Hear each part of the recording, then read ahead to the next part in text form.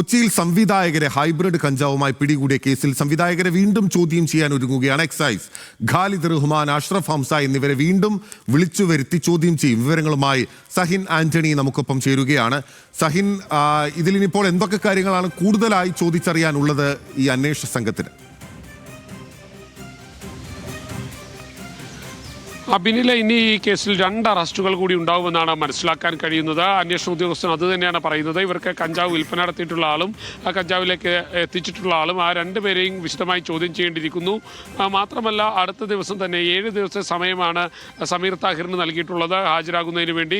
ആ സമീർ താഹിർ ഹാജരായി സമീർ താഹിറിനെ ചോദ്യം ചെയ്താൽ മാത്രമേ കൂടുതൽ ആളുകളിലേക്ക് എത്താൻ കഴിയുകയുള്ളൂ. ഏതെങ്കിലും ഘട്ടത്തിൽ സമീർ താഹിറിന് ഇവർ ലഹരി ഉപയോഗിക്കുന്നത് അറിയാമായിരുന്നു എന്നുള്ളത് മനസ്സിലാക്കേണ്ടിയിരിക്കുന്നു. അതുകൊണ്ട് തന്നെ ഈ 2 സംവിധായകരെയും ഈ അഷ്റഫ് ഹംസയെയും ഒപ്പം തന്നെ ഖാലിദ് റഹ്മാനെയും വീണ്ടും ചോദ്യം ചെയ്യാൻ തന്നെയാണ് അന്വേഷണ സംഘം തീരുമാനിച്ചിരിക്കുന്നത്. ഉടൻ തന്നെ അവരെ ചോദ്യം ചെയ്യുമെന്നാണ് മനസ്സിലാക്കാൻ കഴിയുന്നതും.